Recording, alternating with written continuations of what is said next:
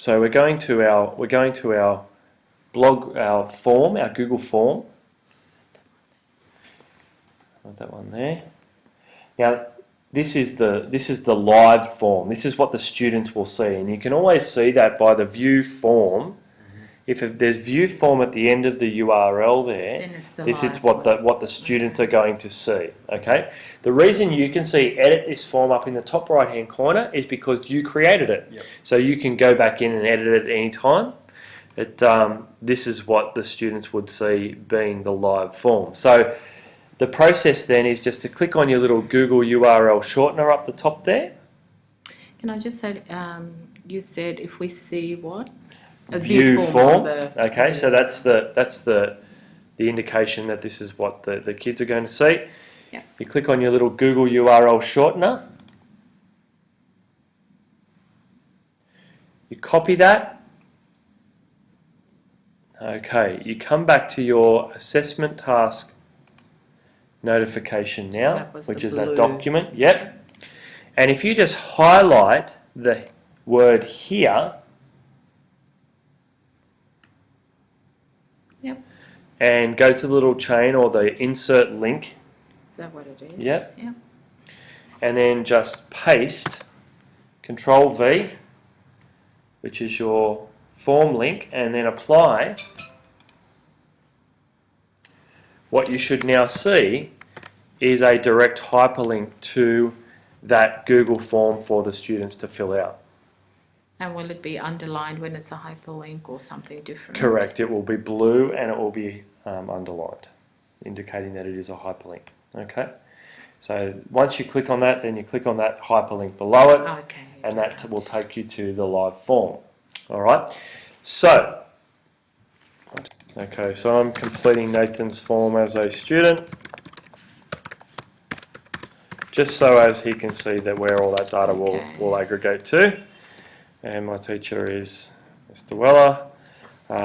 Yep, I've used blogging before. I'm pretty good at it. So I'm the student, right? So I'm Yeah. Mr. Weller. Okay. Um, Okay, so I need to provide my blog address here, okay, which I would get via going to this view blog. Okay, so that's what we have to create So a I go video in for. there. So you go into there, you're copying and pasting just that part of the address there. So back from AU. Yep. There we go. So you copy that and you pop that into. So I'm just pasting that into the address field there. Okay. Now, Is that right? yep. So hit submit. Okay. All right, Now, so- at this point, Nathan should have disabled the submit another response because he doesn't want us to submit our blog registration twice. So if you scroll down at the bottom there, Nathan, you can untick that box there. So there we go. So Just show me what you did. Yep. there's a little box down There's a there. at little the bottom. box right down the bottom. It says show link to submit another response. So if I click this, then they can't put it on a second time. Yeah. But now I'm going to take it off, and then you can do it a second time. So it's just when you're editing the blog, Mhm. when you're editing the form, we just want to make sure that they can't Yeah. submit it a second time. Okay. All right. So once we're done, then what does that look like at your end? Okay. Yep. You can So now you can- see responses to Yes. up here. Yep. And if you just dismiss this little message for the moment. Okay. So I must have that up somewhere because we did that before, right? Yeah. So we're just doing his one. His Yeah. one now. We did. Just- Yeah. So this is the form that you created. Okay. It's important to make this this distinction here with regard to our forms. Our form is currently sitting in my Google Drive. Yep. Okay. So if I go back to my Drive, you can see that I have two files up the top here. One is my form, and the form is predominantly green, and it's got like two little multiple choice items there. Where that data will reside, where the student responses will reside, is a spreadsheet, and the spreadsheet will. We haven't made it yet. We haven't made it for you yet. Okay, so it's so you haven't made your spreadsheet either. So I suppose the critical part about making the spreadsheet is that you have to be totally satisfied that the form is in the correct order and that you've included all the questions, because if you then go and make your spreadsheet, that is where your data is going to reside, and then you go and add another question in, then it will add it to the spreadsheet, but it puts it right at the end, and your question might be the second question. So it creates some issues. So my suggestion is to assure yourself that It's 100%. your form is good, and then you can go and create a sheet for that to populate in. So just jump back here, edit this form. When you first create the response destination, all it simply does is it takes the name of the form, so biology SRP blog registration, it uses that, and then in brackets put responses. Okay, so you can see over here that if we scroll along, this spreadsheet houses the responses from this form. Okay, so we just hit create. So create. Always create news. Yep. Look at that. Yep, so we just hit create. And once we do, then it will give us the option to view those responses. Okay, so if you jump back up here and go to view responses, you should be able to see Janice and my responses straight in your spreadsheet. So then I have. Okay, so you can see here I've collected 2 students' piece of data. Within the spreadsheet collection part itself, say for instance I just want to get a good snapshot as to those of students who have used blogging and how they feel about using blogging. I can go to form, show summary of responses. It shows me at the top that I've received 2 responses.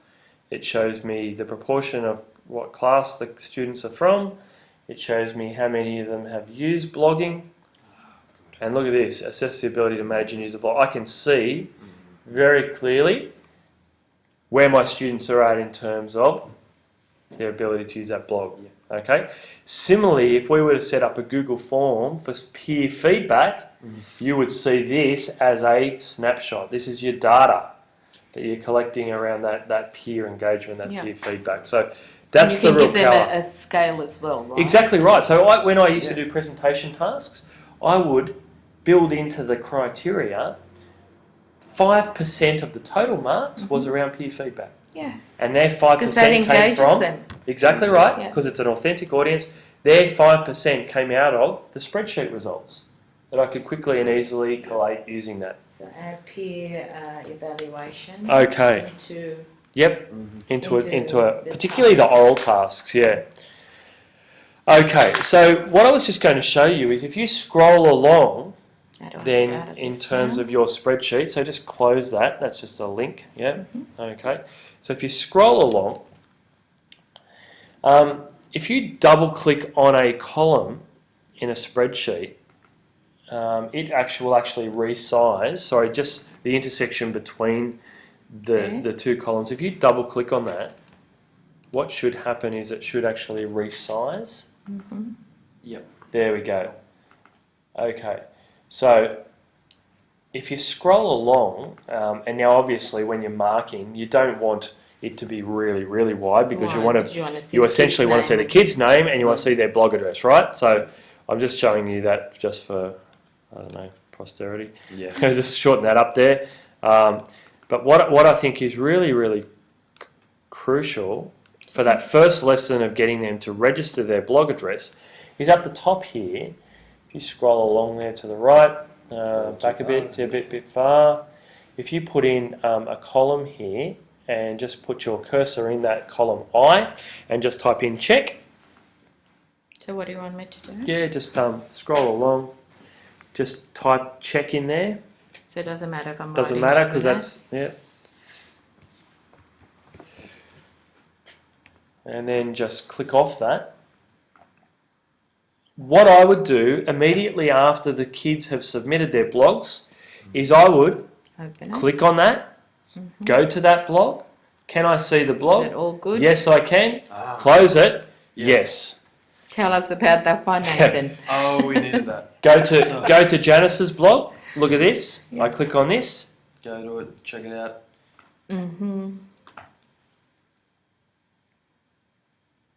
Houston, there's a problem. The Yeah. blog is open to invited readers only. Janice, you need to share your blog with me. So this is where, check, No. no. Yeah. And I could even go in and highlight that. Okay. How do I do the highlight? Just up the top there, that little paint bucket. Cool. So Change it to. that's text colour. That's text. The one next to it. Cool. Yeah, fill colour, yellow. Okay. So what we've done this morning, we've created the form